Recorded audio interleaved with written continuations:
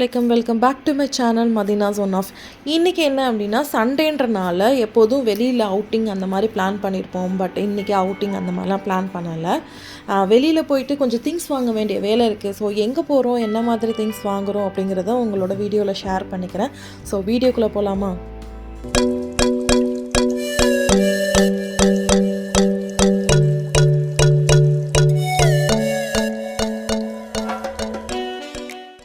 எப்போதுமே நாங்கள் திங்ஸ் எதுவும் வாங்கணும் அப்படின்னோம்னா ஜுபைல் சூக் இருக்குது இல்லையா, இங்கே ஃபிஷ் மார்க்கெட் இருக்குது. ஸோ அங்கே தான் எப்போதுமே வருவோம். யூஸ்வலாக வர்றது தான். அப்போல்லாம் காருக்கு பார்க்கிங் கிடையாது, சார்ஜ் பண்ண மாட்டாங்க. இப்போ வந்து பார்க்கிங்க்கு சார்ஜ் பண்ணியிருக்காங்க. பட் 2 ஹவர்ஸ்க்கு மேலே இருந்தால் தான் அந்த பார்க்கிங் சார்ஜ். அதுக்குள்ளே இருந்துட்டோம்னா ஒன்றும் பிரச்சனை இல்லை. ஸோ அப்படியே மெதுவாக உள்ளே வந்தாச்சு. வந்துட்டு ஃபஸ்ட்டு ஃபிஷ் மார்க்கெட் தான் போயிட்டு ஃபிஷ் வாங்கிட்டு வந்துட்டோம். இங்கே தான் வந்து நாங்கள் எப்போதுமே வெஜிடபிள்ஸ் வாங்குவோம். ஸோ எந்த ஷாப்புன்றதை நான் மென்ஷன் பண்ணியிருக்கேன் பாருங்களேன். ஷாப் நம்பர் வந்து FV097. இது வந்து வெஜிடபிள் மார்க்கெட்டுக்குள்ளே என்ட்ரி ஆகிட்டு லாஸ்ட்டு ஷாப் இருக்கும். ஸோ வந்து லாஸ்ட்டாக வந்துருவோம். வெஜிடபிள்ஸ் எப்போதுமே நல்லாயிருக்கும், மோஸ்ட்லி அவைலபிளாக இருக்கும். நம்ம என்ன வெஜிடபிள்ஸ் கேட்குறோம்னா அது இல்லைன்னு சொல்ல முடியாது. ஸோ அந்த மாதிரி எல்லாமே அவைலபிளாக இருக்கும். அப்படி நீங்களே பாருங்களேன் வெஜிடபிள்ஸ் எவ்வளோ நல்லா இருக்கணும். என்னடா நான் வெளியில் நின்று வீடியோ எடுத்துகிட்ருக்கேன்னு பார்க்குறீங்களா? ஏன்னா எனக்கு வெஜிடபிள்ஸ் எடுக்க தெரியாது. எது நல்ல வெஜிடபிள்ஸ் இல்லை இது நல்லா இல்லை அப்படின்றது எனக்கு தெரியாது. என் ஹஸ்பண்ட் தான் எடுப்பாங்க. கீரை பாருங்களேன் எவ்வளோ ஃப்ரெஷ்ஷாக இருக்குன்னு, பார்க்க நல்லா இருக்குல்ல. சின்ன வயசுலலாம் கீரையே சாப்பிட மாட்டேங்க. நான்லாம் கீரையா அப்படின்னு தெரிச்சு ஓடுவேன். இப்போ வயசாகிடுச்சு. ஸோ கீரையை பார்த்துட்ருக்கேன். நான் வயசானதுனால இந்த கீரையெல்லாம் தேடுது. எங்கள் அம்மா பார்த்தாங்கன்னா சொல்லுவாங்க, நீலாம் இதை சீன்ற ஆளா அப்படின்னு கேட்பாங்க. ஸோ அப்படியே கிளம்பியாச்சு. கிளம்பிட்டு வர வழியில் டம்ப்ளிங்ஸ் வாங்கியிருந்தோம். FV173. எப்போ வந்தாலும் இதை வாங்காமல் போக மாட்டோம். எனக்கும் என் ஹஸ்பண்டுக்கு ரொம்ப ரொம்ப ஃபேவரட். எப்போ சாப்பிட்டாலும் கிறிஸ்பியாகவே இருக்கும், நல்லா இருக்கும், டேஸ்ட்டாக இருக்கும். நீங்கள் அந்த ஷாப்புக்கு எதுவும் வந்தீங்க அப்படின்னா, அதாவது மார்க்கெட்டுக்கு வந்தீங்கன்னா கண்டிப்பாக இங்கே ட்ரை பண்ணி பாருங்கள். நான் ஷாப் டீட்டெயில்ஸ் கொடுத்துருக்கேன், அதை பார்த்துட்டு வாங்க. செம்ம கிறிஸ்பியாக இருக்கும், வறுத்து. அப்புறம் அப்படியே கிளம்பியாச்சுங்க. ஸோ கிளம்பிட்டு போகும்போது ஒரு சின்னதாக இன்னொன்று ஒரு ஒர்க் இருக்குது. அதுக்காக மெகா மால் தான் போயிருந்தோம்.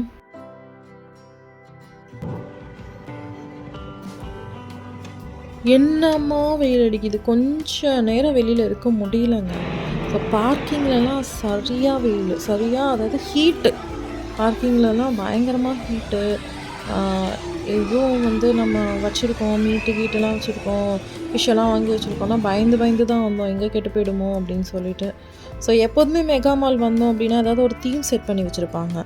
அது வந்து ஈது பெருநாள் டைமில் வந்தோம்னா அது ஒரு மாதிரி இருக்கும். ஸோ ஒவ்வொரு நாளும் ஒவ்வொரு தீம் செட் பண்ணி வச்சுருப்பாங்க. ஸோ மெகா மால் வந்துட்டு ஜஸ்ட்டு சுற்றி தான் பார்த்துட்டு இருந்தோம். ஒன்றும் பெருசாக திங்ஸ் எதுவும் எங்களுக்கு பிடிச்ச மாதிரி இல்லை. ஸோ அதனால் அப்படியே கிளம்பிட்டோம். வீட்டுக்கு போய் நான் உங்ககிட்ட என்ன திங்ஸ் வாங்கினேன், அதெல்லாம் எப்படி வைக்கணும் அப்படிங்கிற டீட்டெயில்ஸை உங்களுக்கு கம்ப்ளீட்டாக சொல்கிறேன். போகும்போது அப்படியே சூப்பராக டம்ப்ளிங்கை சாப்பிட்டுட்டு போயாச்சு. ஸோ அந்த திங்ஸ் எல்லாம் எங்களுக்கு வந்து பார்க்கிங் வந்து பில்டிங் பார்க்கிங் கிடையாது. ஸோ கவர்மெண்ட் பார்க்கிங் தான் நாங்கள் எடுத்திருக்கோம். இதில் இங்கேருந்து திங்ஸ் எல்லாத்தையுமே எடுத்துகிட்டு போகணுன்னா கஷ்டம். அதனால் ஒரு ட்ராலி எப்போதுமே வச்சுருக்கோம். இது வந்து கேம்பிங் டைம்லலாம் எங்களுக்கு ரொம்ப யூஸ்ஃபுல்லாக இருக்கும். கேம்பிங் போனாலும் சரி, ரொம்ப தூரத்தில் கார் நிறுத்தி வச்சுட்டு நாங்கள் திங்ஸ் எடுத்துகிட்டு போகணும் அப்படின்னாலும் சரி, ரொம்ப யூஸ்ஃபுல்லாக இருக்கும். ஸோ இது ரொம்பவே யூஸ்ஃபுல்லான ஒரு ப்ராடக்ட்டு தான். கேம்பிங் போகிறோம் அப்படின்னா ரொம்ப ரொம்ப யூஸ்ஃபுல்லாக இருக்கும்.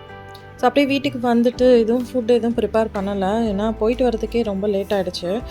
அதனால் பைத்தல் மந்தியில் தான் நாங்கள் வந்து ரெஸ்டாரண்ட்டில் ஃபுட்டு வாங்கியிருந்தோம். சிக்கன் மத்ஃபூன் வாங்கியிருந்தோம். எனக்கும் என் ஹஸ்பண்டுக்கும் ரொம்ப ரொம்ப ஃபேவரட்டான ஒரு ஃபுட்டு. ஸோ சிக்கன் மத்ஃபூனு, அதில் ஸ்பைசி தான் எங்களுக்கு பிடிக்கும். இது வந்து நாங்கள் பாக்ஸை ஓப்பன் பண்ணோடனே அந்த ஸ்மெல்லுக்கும் அதுக்கும் இவங்க 2 பேரும் வந்துட்டாங்க. யார்? புஜ்ஜும் நூறாவும். பாவம் பசி போல் இருக்குது பிள்ளைங்களுக்கு. வந்து உட்காந்துட்டு கத்திட்டு இருந்தாங்க. பாவமாக இருந்துச்சு பார்க்கும்போது. அப்புறம் என் ஹஸ்பண்ட் சர்வ் பண்ணிகிட்டு இருந்தாரு, நான் சாப்பிட்டேன். ஸோ என்னென்ன வாங்கியிருக்கோம் அப்படின்றத நான் காட்டுறேன். கேட்ரான்ற ஒரு ப்ராடக்ட்டு. கேட்டுக்கு வந்து லிட்டர் சாண்டு 20 லிட்டர்ஸ் இருக்குது. இதோட ரேட் வந்துட்டு 65 கிராம்ஸ். இதுக்கு முன்னாடி நிறைய பிராண்ட் யூஸ் பண்ணியிருக்கோம். ஆனால் அதை விட இது பயங்கர ஒர்த்தாக இருக்குது. எதுவும் ஆர்டர் ஸ்மெல் வரல, கேட்டுக்கு போடும்போது ஆர்டர் ஸ்மெல் வரல, எங்கேயும் ஸ்ப்ளிட் பண்ணலை, சூப்பராக இருக்குது. இது கண்டிப்பாக ட்ரை பண்ணி பாருங்கள். ஸோ என்னென்ன திங்ஸ் வாங்கியிருக்கோன்னு நான் காட்டுறேன். கொத்தமல்லி ஆஸ் யூஷுவல், எல்லோரும் கருவேப்பிலை, அப்புறம் முருங்கைக்காய் ரொம்பவே நல்லா இருந்தது. கீரை பாருங்களேன், நல்லா இருந்துச்சு, ரொம்ப ஃப்ரெஷ்ஷாக இருந்துச்சு, எனக்கு ரொம்ப பிடிச்சிருந்துச்சு.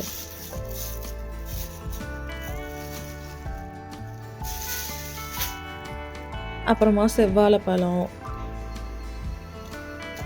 வாழைப்பூலாம் சாப்பிட்டு பயங்கர ரொம்ப நாளாச்சுங்க. ஸோ பீன்ஸு, பட்டாணி, உரிக்காத பட்டாணி இருக்கு இல்லையா, அது, பேபி பொட்டேட்டோ, வெண்டைக்காய், சின்ன வெங்காயம்னா நியர்பை ரொம்ப காஸ்ட்லி. ஸோ மார்க்கெட்டில் போய் வாங்குறது ரொம்ப பெஸ்ட்டாக இருக்கும். கேரட்டு, சப்போட்டா, இதுவும் ரொம்ப நாள் ஆச்சு. ஆனால் பயங்கர காய். இது எப்படி வைக்கணும் அப்படின்றத நான் சொல்கிறேன்.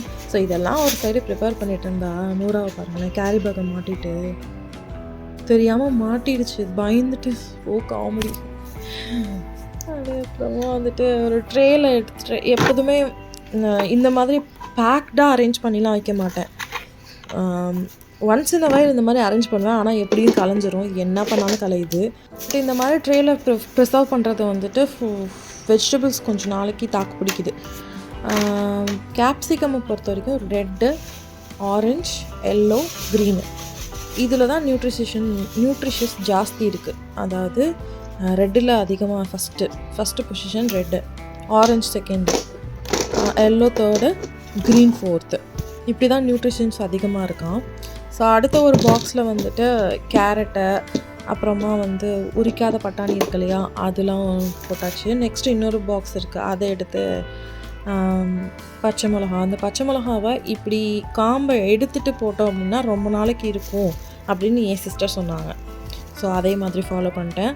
அதே மாதிரி கொத்தமல்லி வந்து கீழே இருக்கிற அந்த மண்ணோடு இருக்கும்ல, அதை எடுத்துட்டு வைக்கிறதும் ரொம்ப நல்லது. ஸோ வந்து கொஞ்சம் நாளைக்கு இருக்கும். இதே மாதிரி கருவேப்பிலையும் இப்படி ஸ்டெம்போடு பிச்சு வைக்கிறது நல்லது. நம்ம உருவி மொத்தமாக வைக்காமல் குச்சியோடு சேர்த்து வைக்கிறோம் அப்படின்னோம்னா கொஞ்சம் நாளைக்கு இருக்கும். இதுவும் என் சிஸ்டர் தான் சொன்னாங்க. ஸோ அதே மாதிரி அரேஞ்ச் பண்ணியாச்சு. கேப் இருக்கிற இடத்துல லெமனை போட்டு ஃபிக்ஸ் பண்ணி மேலே ஒரு பேப்பரை, கொஞ்சம் ஒரு நல்லா மொத்தமான பேப்பர் போட்டு வச்சோம் அப்படின்னா ஈரம் வந்து படாது. ஸோ ரொம்ப நாளைக்கே இருக்கும்.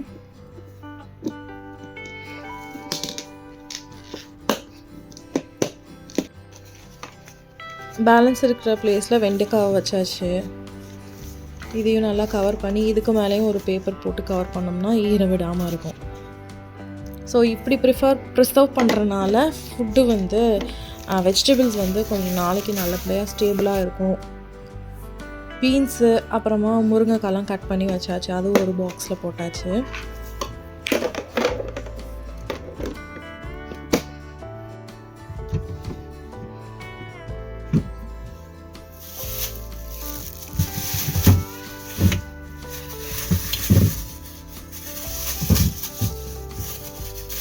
தக்காளி, ஸோ தக்காளியை போட்டுட்டு ஃபஸ்ட்டு ட்ரேயில் போட்டுட்டு, அதுக்கப்புறம் நான் வச்சுருந்தேன் இல்லையா அந்த வாழைப்பூ, அந்த ட்ரே வந்து உள்ளார வச்சுட்டேன்.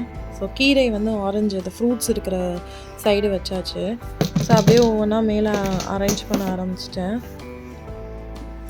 இது வந்து எனக்கு ரொம்ப யூஸ்ஃபுல்லாக இருக்கும். நான் குக் பண்ணும்போது கொத்தமல்லி, கருவேப்பிலை, பச்சை மிளகாய் இதெல்லாமே கண்டிப்பாக தேவைப்படுது இல்லையா. ஸோ அது ஒவ்வொரு தடவையும் எடுக்கணும்னு தேவையில்லை. நான் ஃப்ரிட்ஜு வந்து ரூமில் வச்சுருக்கேன். ஸோ அதனால் எனக்கு அது ஈஸியாக இருக்கணுன்றனால ஒரே பாக்ஸில் இருக்கிற மாதிரி நான் பார்த்து வாங்கினேன். ஸோ இது எல்லாமே வந்து டே டு டே இந்த மாதிரி ஷாப்பில் தான் வாங்கினது. டே டு டே, எவ்ரிடே இந்த மாதிரியில்.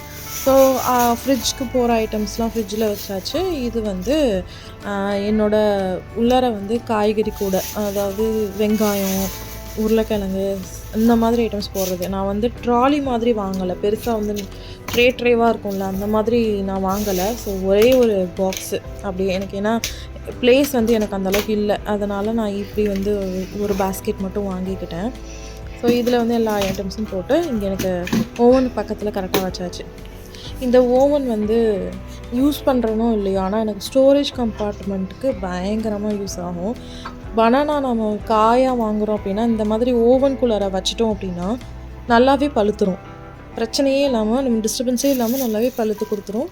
அதே மாதிரி சப்போட்டா வந்து நம்ம அரிசிக்குள்ளே போடும்போது ஈவனாக ஒன்று போல் அப்படியே பழுத்து நல்லபடியாக வருங்க. சீக்கிரமாகவும் பழுத்துரும்.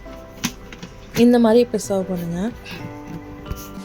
ஓய் நூரா நூரா நூரா நூரா நூரா வா வா வெளில வா வெளியில வா வா வா கம்.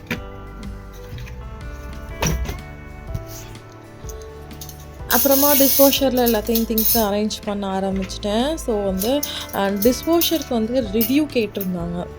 எனக்கு வந்து பர்சனலாக என்கிட்ட டிஷ்வாஷருக்கு ரிவ்யூ கொடுங்க அப்படின்னு சொல்லி கேட்டிருந்தாங்க. ஸோ யாருக்கெல்லாம் டிஷ்வாஷருக்கு ரிவ்யூ வேணும் அப்படின்னோ அது வந்து கீழே கமெண்ட் பண்ணிங்கன்னா எனக்கு யூஸ்ஃபுல்லாக இருக்கும். ஸோ எல்லோரும் நானாக வாலண்டியராக போடுற மாதிரி இருக்கக்கூடாதுன்றனால நான் கேட்குறேன். ஸோ உங்களுக்கு ரிவ்யூ வேணும் அப்படின்னா கண்டிப்பாக சொல்லுங்கள். நானும் ரிவ்யூ முடிஞ்ச அளவு நான் ட்ரை பண்ணுறேன். இது வரைக்கும் நான் எந்த ப்ராடக்ட்டுக்கும் ரிவ்யூ கொடுத்ததில்ல. ஸோ ஃபஸ்ட் டைம் கொடுக்குறனால நீங்கள் சொன்னீங்கன்னா நான் தரேன், அவ்வளோதான். ஸோ வந்து 2 ஃபேனும் வந்து சுற்றுதான்னு கரெக்டாக இடிக்காமல் இருக்கிற மாதிரி பார்த்துக்கணும். இப்போ சுற்றுதான்னு பார்த்துட்டு அதுக்கேற்ற மாதிரி அரேஞ்ச் பண்ணி வச்சுக்கிறது நல்லது. ஏன்னா ஃபேன் அடி வாங்குச்சுன்னா அது ரொம்ப கஷ்டமாக போயிடும். ப்ராப்பராக வந்து உடஞ்சிரும். ஃபேன் ஊற்றும் போது இந்த மாதிரி டிஸ்டர்பன்ஸ் ஆச்சுன்னா ஃபேன் உடஞ்சிரும்.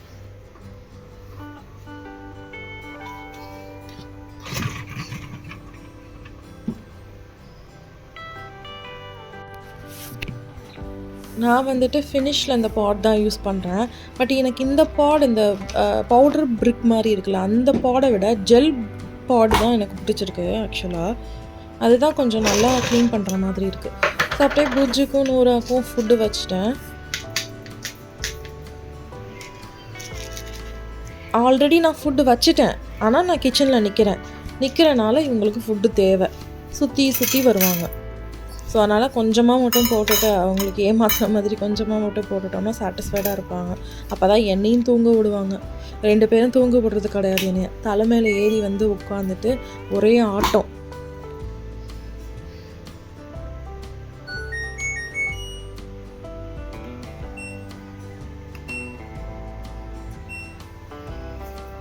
அவ்வளோதாங்க இந்த விலாக். உங்கள் எல்லாருக்கும் இன்ஃபர்மேட்டிவாகவும் ரொம்ப இன்ட்ரெஸ்டிங்காகவும் இருக்கும் நான் நினைக்கிறேன். ஸோ அடுத்தடுத்த விலாகுக்கு சப்போர்ட் பண்ணுங்கள். எனக்கு லைக், ஷேர், சப்ஸ்கிரைப் பண்ணுங்கள், கமெண்ட் பண்ணுங்கள். நீங்கள் எனக்கு சப்போர்ட் பண்ண தான் எனக்கு மோட்டிவேஷனாக இருக்கும். ஸோ மறக்காமல் சப்போர்ட் பண்ணுங்கள். இன்னொரு வீடியோவில் பார்க்கலாம். அஸ்ஸலாமு அலைக்கும். Be safe.